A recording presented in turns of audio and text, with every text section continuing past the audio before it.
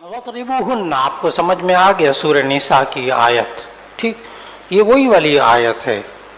शागिर्द मेरा, वो जिसकी शादी हो गई, बीवी पर हाथ उठाने लगा, उसके वालिद बीवी के फिर वो आ गए मेरे पास, कहने लगे आपका शागिर्द है, बीवी को मारता है। बुलाया उसको, मुत्तकी नेक बच्चा, गुस्से वाला। पूछा क्यों मारते, बुलाया, पूछा बीवी को क्यों मारते हो।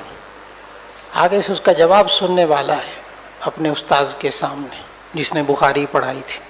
कहने का उस्ताद जी, कुरान में आता है बीवियों को मारो। जवाब समझ में आया? कुरान में आता है बीवियों को मारो, ये वाले वज़रिबूहुन्ना, सूरह निसा पढ़ा है आपने? मैंने कहा मैं पूरी आयत पढ़ दूँ आपके सामने।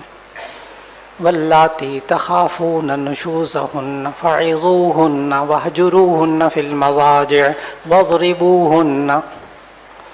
कितने मरहले हैं? 3।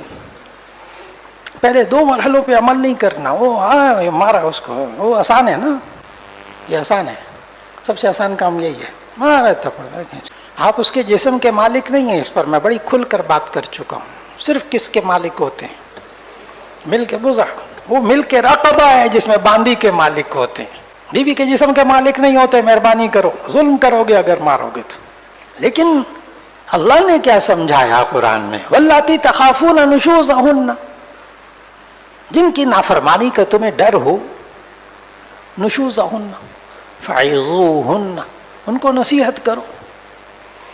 1 बार 2 बार, कब तक उस्ताद जी नसीहत करें? मरते वक्त तक नसीहत, खैर खाई की बात, अच्छी बात कहते रहो, समझाते रहो। नहीं समझ में आएगा तो वहजुरूहुन्ना फ़िल मज़ाजिअ, बिस्तरों से अलग कर दो उनको। नबी सल्लल्लाहु अलैहि वसल्लम ने जिंदगी भर फ़इज़ूहुन्ना पर भी अमल किया बीवियों को समझाने के लिए, और वहजुरूहुन्ना पर भी अभी पढ़ा इला 1 महीना, वहजुरूहुन्ना फ़िल मज़ाजिअ पर भी अमल किया। लेकिन नबी सल्लल्लाहु अलैहि वसल्लम ने सारी जिंदगी वज़रिबूहुन्ना पर अमल, एक रिवायत नहीं है कि अज़वाज मुतहरात पे कभी जिंदगी में हाथ उठाया हो। न बच्चों को मारा, न बीवी को मारा।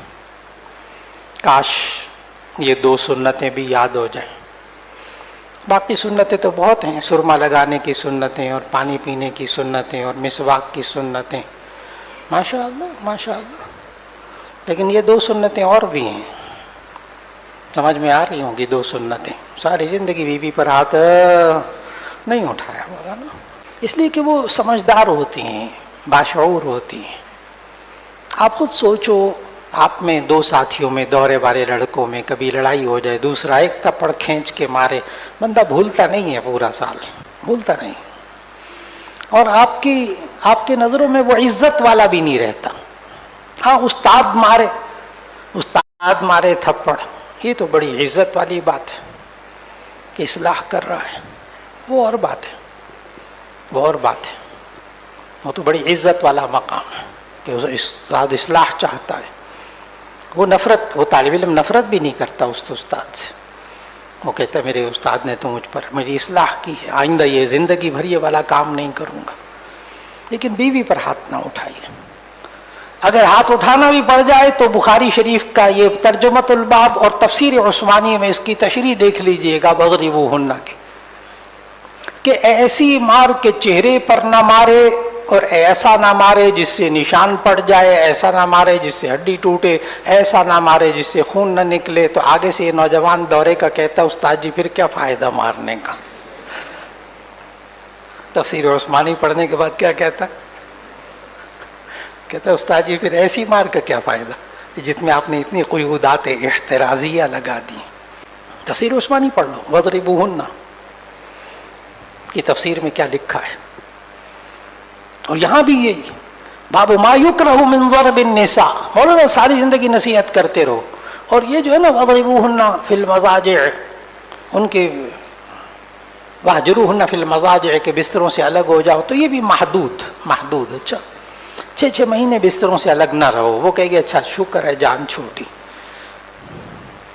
मौलाना साहब से तंग आ जाती बीवियाँ। वो कहते ठीक है अपने दूसरे कमरे में सोया करो। نہ کرو، اس تک نوبت نہ پہنچنے دو، نوبت نہ پہنچنے دو۔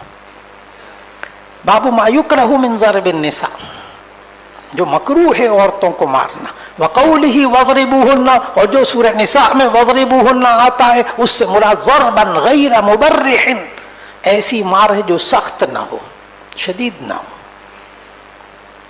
ایسی مار جو شدید نہ ہو۔ اور یہ کیسی ہوتی، میں نے ابھی اس کی تفصیل بتائی۔